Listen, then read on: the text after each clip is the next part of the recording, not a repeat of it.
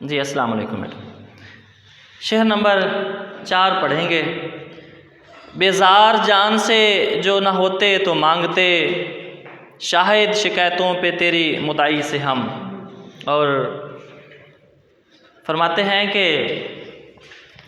اس کے نزدیک غم ترک وفا کچھ بھی نہیں، اس کے نزدیک غم ترک وفا کچھ بھی نہیں، مطمئن ہے وہ ایسے جیسے ہوا کچھ بھی نہیں۔ اب تو ہاتھوں سے لکیریں بھی مٹی جاتی ہیں، اس کو کھو کر تو میرے پاس رہا کچھ بھی نہیں۔ اور کل بچھڑنا ہے تو پھر عہد وفا سوچ کے باندھ، کل بچھڑنا ہے تو پھر عہد وفا سوچ کے باندھ۔ ابھی آغاز محبت ہے گیا کچھ بھی نہیں، اور میں تو اس واسطے چپ ہوں کہ تماشا نہ بنے، میں تو اس واسطے چپ ہوں کہ تماشا نہ بنے۔ تو سمجھتا ہے کہ مجھے تجھ سے گلا کچھ بھی نہیں۔ اب اس کو دیکھیں جی، بیزار جان سے جو نہ ہوتے تو مانگتے۔ شاعر کہہ رہا ہے کہ اے میرے محبوب، اگر میں اپنی جان سے تنگ نہ آیا ہوتا تو میں ضرور مانگتا۔ کیا مانگتا؟ شاہد گواہ شکایتوں پہ تیری مدعی سے۔ تو میں رقیب نے جو شکایتیں کی ہیں اس پہ میں اس سے گواہ مانگتا کہ بھئی گواہ لے کے آؤ، آیا کہ یہ باتیں میں نے کی ہیں یا نہیں کی، یا صرف یہ جو الزام مجھ پہ لگا ہے یہ الزام کیوں لگایا گیا ہے۔ میں یہ پوچھتا ضرور۔ کیوں نہیں پوچھ رہا؟ وہ اس لیے نہیں پوچھ رہا کہ میں تو اپنی جان سے تنگ ہوں۔ بیزار جان سے جو نہ ہوتے تو مانگتے۔ پہلی بات تو یہ ہے کہ عشاق حضرات جو ہوتے ہیں، جو عاشق ہوتا ہے وہ بیچارہ محض مجبور ہوتا ہے، اور ہے نا کہ ہم تو مجبور وفا ہیں مگر اے جانے جہاں، ہم تو مجبور وفا ہیں مگر اے جانے جہاں، اپنے عشاق سے ایسے بھی کوئی کرتا ہے۔ اور ہے کہ جب محبت کر لی ہے، جب ہم نے ایک کو بنا لیا کہ یہ میرا محبوب ہے، جب ایک محور اور مرکز بن گیا ہے میرا، پھر میں اپنا محور اور مرکز کیوں بدلوں؟ اور جب جس کو ایک دفعہ ہم نے بہت اچھا کہہ دیا، جس کو محبوب ہم نے کہہ دیا، تو بھائی اب اس کے گلے شکوے ہم کیوں کریں، اور اس کے بارے میں باتیں ہم کیوں کریں، اور اس کو اب ہم کیا کہیں جس سے محبت ہو۔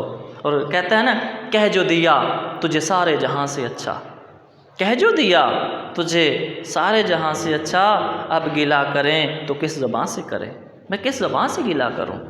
تو شاعر کہتا ہے کہ اب میں اپنی جان سے بیزار ہوں۔ اصل میں ہے کیا کہ غزل ہم پڑھتے ہیں، غزل میں ٹرائی اینگل پہلے بتایا، مثلث ہے، 3 کردار ہیں اس میں، عاشق ہے، محبوب ہے اور رقیب ہے۔ عاشق جو ہے وہ خود کو سمجھتا ہے کہ بھائی میں سچا عاشق ہوں، میں مخلص ہوں اپنے محبوب کے ساتھ، اور جو رقیب ہے وہ بھی جو محبوب سے محبت کرتا ہے۔ اور عاشق جو ہے، عاشق چونکہ معصوم ہے، اس کو کچھ پتہ نہیں ہے، عاشق رقیب کی باتوں میں آ جاتا ہے، اور رقیب کا کام ہی یہی ہے، رقیب کا بقول شاعر، اور جو اردو ادب میں ہمارا روایتی رقیب ہے اس کے بارے میں بہت رقیب کو برا برا کہا گیا، کسی نے روح سیاہ کہا، کسی نے کچھ کہا، کسی نے کچھ کہا۔ تو رقیب کے بارے میں یہ خیال ہے کہ رقیب جو ہے یہ محبوب کے پاس جاتا ہے، اس کے کان بھرتا رہتا ہے اور عاشق کے خلاف کرتا رہتا ہے۔ تو عاشق کے خلاف جب رقیب نے کیا، اور جب عاشق کو پتہ چلتا ہے کہ رقیب نے میرے محبوب کے کان بھرے ہیں اور میرے بارے میں اس نے شکایتیں کی ہیں، میرے بارے میں اس نے برا بھلا مجھے کہا ہے رقیب کے سامنے، تو اب عاشق کہہ رہا ہے، شاعر کہہ رہا ہے کہ اے محبوب میرے، میں تو اپنی جان سے تنگ آ چکا ہوں، روز روز کے اذیت مصیبت ملامت بلائیں، تیرے عشق میں ہم نے کیا کیا نہ دیکھا، تو میں تو اب اے محبوب میں تو اپنی جان سے تنگ آ چکا ہوں، ادروائز میں ضرور پوچھتا اس رقیب کو کہ بھئی آئے میرے منہ پہ یہ بات کرے، گواہ لائے کہ یہ باتیں میں نے کی ہیں یا نہیں کی، یہ کیوں آپ کو جو ہے وہ میرے خلاف کرنا چاہتا ہے۔ تو اس لیے شاعر کہہ رہا ہے کہ اس کے حوالہ جات دیکھ لیجئے کہ تنگ آ چکے ہیں کشمکش زندگی سے ہم، ٹھکرا نہ دیں جہاں کو کہیں بے دلی سے ہم۔ تو میں تو اپنی جان سے تنگ آ چکا ہوں، ادروائز میں گواہ ضرور مانگتا کہ جو شکایتیں کی ہیں اس پہ لے آؤ گواہ، کوئی ہے کہ نہیں ہے رقیب کے پاس؟ مدعی کہتے ہیں رقیب کو۔